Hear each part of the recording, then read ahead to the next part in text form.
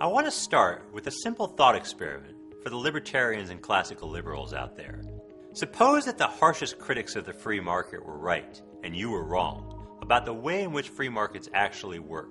Suppose that free markets really do lead the rich to get richer and the poor to get poorer. Suppose they lead the poor and working classes to live lives of constant and increasing alienation in which they're continually subject to exploitation and domination by those with greater economic power. If all this were true, would you still support the free market? If not, or if you'd have second thoughts, then I want to suggest that this means you think that how the poor fare under free markets is more than just an attractive selling point for free market views. It's a crucial element in their moral justification. And if you believe that, as I think many libertarians and classical liberals do, then perhaps you're not so far off from believing in an idea that most libertarians think they reject, the idea of social justice. As I explained in a previous video, a lot of libertarians and classical liberals oppose the idea of social justice because they think it ignores the way in which society is a spontaneous order. In a free society, who gets what in terms of opportunities and wealth isn't determined by a central distributor. It's determined by the innumerable decisions of countless individuals. It therefore makes no sense to talk about the justice or injustice of social distributions as a whole, only about the justice or injustice of the particular actions of particular individuals. Now, this is an important insight, and one that many advocates of social justice should learn from. But even if we grant this point, there's still a problem for the libertarian classical liberal view.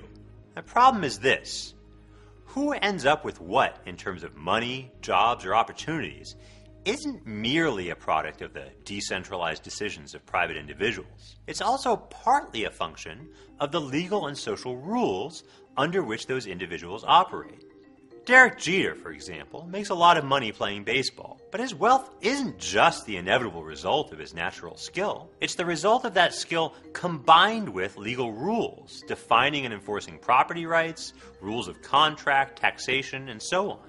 Rules like these don't determine exactly how any particular person in society will fare compared to anyone else, but they do affect the overall patterns of distribution in society. Think about minimum wage policies, for example. Most economists believe that these policies create unemployment and have an especially destructive impact on those workers with the fewest marketable skills. We might not know how such laws will affect any particular person, but we do know the broad effects these laws will have on classes of persons. But what this means is that there's nothing stopping us from using this information in our moral evaluation of social institutions. In other words, even libertarians can hold that part of what makes a society just or unjust is the way in which its legal and social rules predictably affect different groups of people.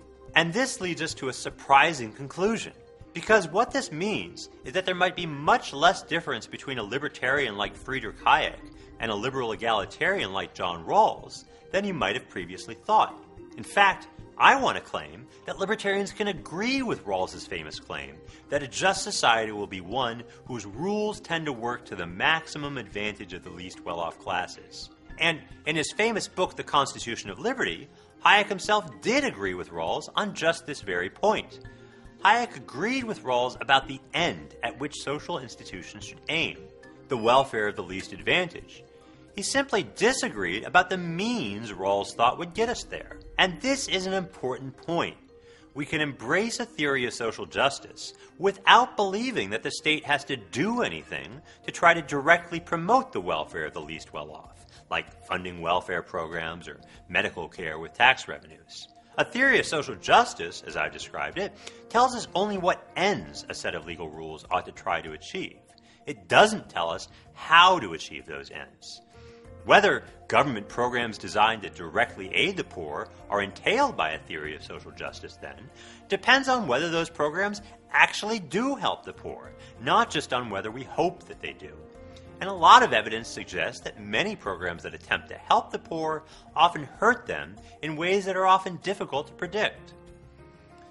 A theory of social justice is therefore dependent on the insights of economics and other social sciences to tell us how to go about achieving the ends it sets forth. And this is something that supporters of social justice could learn from supporters of the free market. when it comes to helping the poor, it's not enough to have one's heart in the right place, or even to have the right view about what the poor deserve. We also need to know which policies are going to work. Trying to help the poor with policies like the minimum wage that actually hurt them is more than ineffective. It's arguably a gross case of social injustice in and of itself.